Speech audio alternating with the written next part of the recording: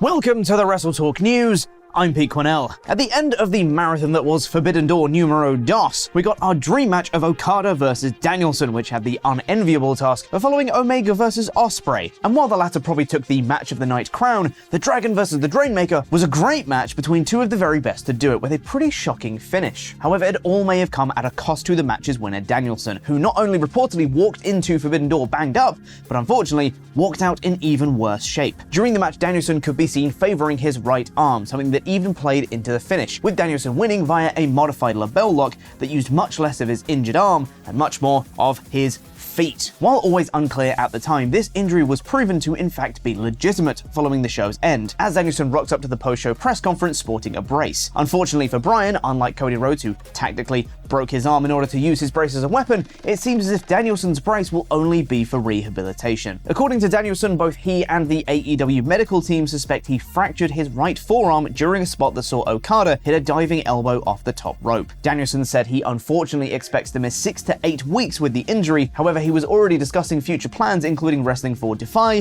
facing New Japan's Tomohiro Ishii, and of course, a rematch with Okada, just so he can return the favor and break his arm too. Danielson also commented on the very welcome return of his old entrance theme and timeless banger, The Final Countdown, which, unfortunately for Bryan and all the fans, seems set to be a one-off type deal, as Tony Khan later said that the one-night use of the song was as much as a wrestler's contract, but it was worth it. We at WrestleTalk would like to offer our best wishes to Bryan in his impending recovery. While Tony Khan's concern will be on Danielson post-Forbidden Door, there was a fair bit of the same worry over Adam Cole prior to the event. Just hours prior to the show airing, it was announced that Cole was to be pulled from the event after not being cleared for his advertised match with Filthy Tom Lawler. Despite the alarm this was likely to cause due to Cole's troubled recent history with concussions, the reasoning for this was said to be due to an illness. However, according to Fightful Select, there was concern Adam Cole was banged up following his 30-minute match with MJF on the June 14th Dynamite. Despite this, however, his absence from last night at least was due to turning up with what appeared to be the flu, according to Tony Khan in the post-show presser, which forced him to be sent home from the event. As for Lawler, despite stating that he was gutted about his match being pulled, he did in fact get a match at Forbidden Door after all, although unless you were in the Scotiabank Arena, you will have missed it, as according to Fightful Select, a last-second decision was made to give Lawler a dark match with Serpentico before the show aired. While Danielson and Cole's health may have put a damper on things, Tony Khan had plenty to be over the moon with, as Forbidden Door became AEW's largest ever live gate at $1.2 million. Khan himself announced the news on Twitter, also noting that the event broke into the top 3 biggest gates in Canadian pro wrestling history. This inarguable success likely means, if it was ever in doubt, that we can expect a Forbidden Door 3 come next year, right? Well, according to Fightful Select, that is at least the belief of New Japan, who expect the collaboration to continue as a tradition moving forward. The record of $1.2 million is likely to be smashed by the number touted for Wembley Stadium's All-In on August 27th, which, according to Khan, is at $8 million already. Crikey. While we're on the topic of Mr. Khan, let's do ourselves a quick rundown of what he and his numerous post-show press conference guests had to say, shall we? Firstly, we had Sting refusing to commit to a date for his supposed 2023 retirement the same night he was 6:30 sent on through a table by Sammy Guevara. The Icon did specifically seem to rule out it happening at All In, despite saying that was a cool idea. He also seemingly suggested that the return of Joker Sting was not a one-night deal, reflecting when he did the gimmick when in London with Impact, saying the fans loved it there. Saw loser Chris Jericho then added some kayfabe into the mix when he invaded the presser to confront Sting and Allen, challenging the pair to a tornado tag match with him and Sammy Guevara on this week's Dynamite, while confirming the return of his own face-painted gimmick, the Painmaker.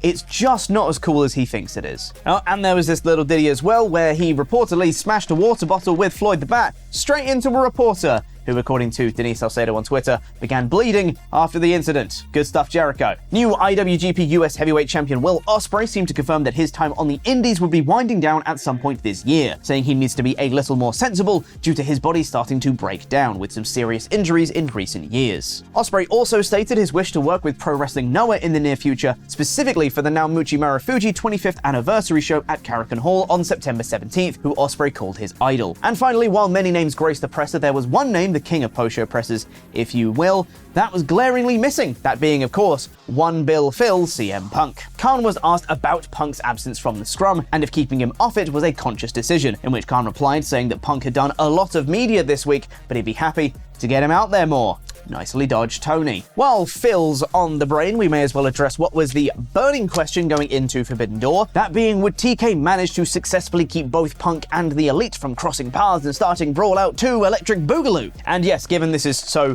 far into the news video, it seems as if Khan's mission was indeed successful after all. According to Fightful Select, Punk and the Elite were put on completely different sides of the building. A strategy that may work for now, but seems rather unsustainable long-term, if you ask me. And that may be exactly what Punk's pals FTR are thinking, as according to Dave Meltzer in the Wrestling Observer newsletter, both Dax and Cash went out of their way to clear the air with the Elite, with Meltzer stating that there are no issues between them, at least. Meltzer continued saying that there is a hope that other discussions will happen soon, presumably between Punk and the Elite eventually, although I'm not sure how likely that is, especially if they're being locked away on opposite corners of the earth from each other. But hey, maybe a miracle can indeed happen and we can get CM, FTR, and Friends versus the Elite. Heck, if they get a move on, maybe it can even happen on the July 19th Dynamite, the supposed planned date for the next installment of Blood and Guts. The event, which according to Fightful Select will hail from Boston's TD Garden, has not yet been confirmed to be the date and location by AEW, with TK instead acting rather coy in his response to a question regarding it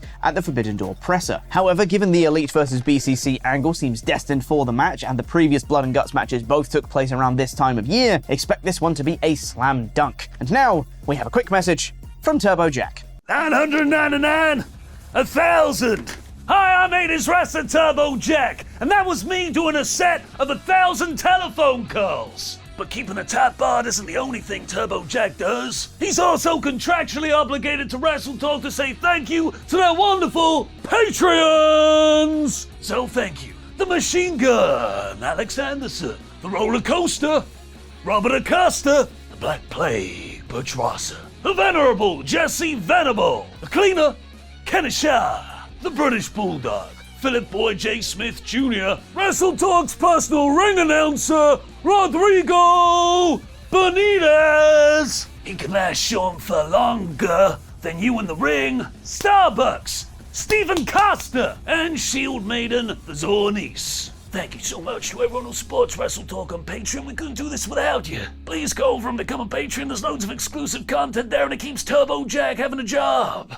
Moving away from AEW for a little chunk of WWE news now, and much of last week's news unfortunately revolved around Vince McMahon and his tendency to hijack WWE's programming. Raw saw a major world title match between Seth Rollins and Tommaso Ciampa scrapped in favor of The Miz, and SmackDown saw a Money in the Bank qualifier essentially scrapped for a Charlotte versus Lacey Evans squash match. Yay, Vince. You know, what we want, you always do. While this unfortunate trend has gotten us rather shaken in our boots for the future of WWE's creative landscape, more changes may in fact be coming soon, as BWE on Twitter is reporting that a big meeting is set to take place today. This meeting is said to be regarding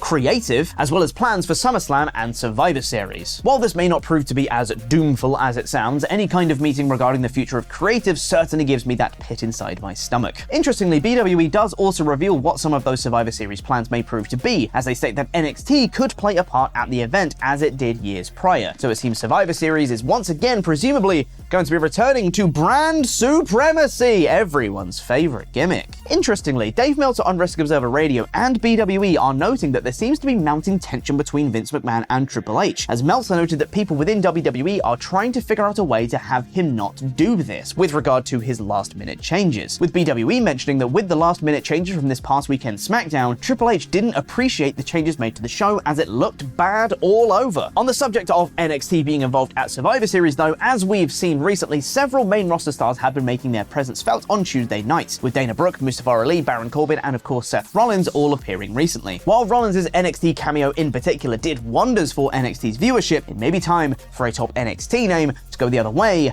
and appear on the main roster. According to BWE, NXT champion Carmelo Hayes could be set for his main roster debut match tonight on Raw against a big main event talent. Now, given that Hayes is set to defend his title the next night on NXT against Baron Corbin, expect this big main event talent to in fact not be Corbin. There are plenty of ideal matchups for Hayes on Raw, so hopefully we get something fun if this ends up being true. One thing that isn't so fun is travel issues, and that seems to potentially be the reason that a certain Raw talent may miss tonight's show. The individual in question is Hall of Famer Trish Stratus, who let fans know on Twitter in delightfully heelish fashion that her flight to Raw's location of Savannah, Georgia had been cancelled. Trish was set to appear in a Money in the Bank Summit segment that was announced for the show, however that now is up in the air, which is not what she's doing.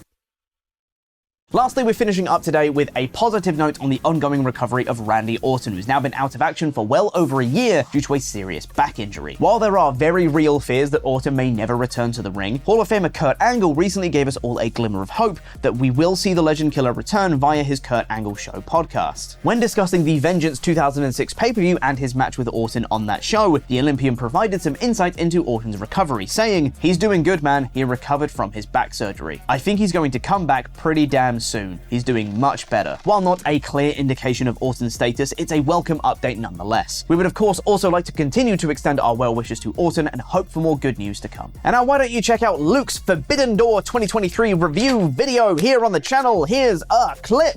The match of the year contender, and then Bryan Danielson came out to the final countdown for an entrance of the year contender. Someone called Mark Markson, because some star ratings are about to be smashed. This is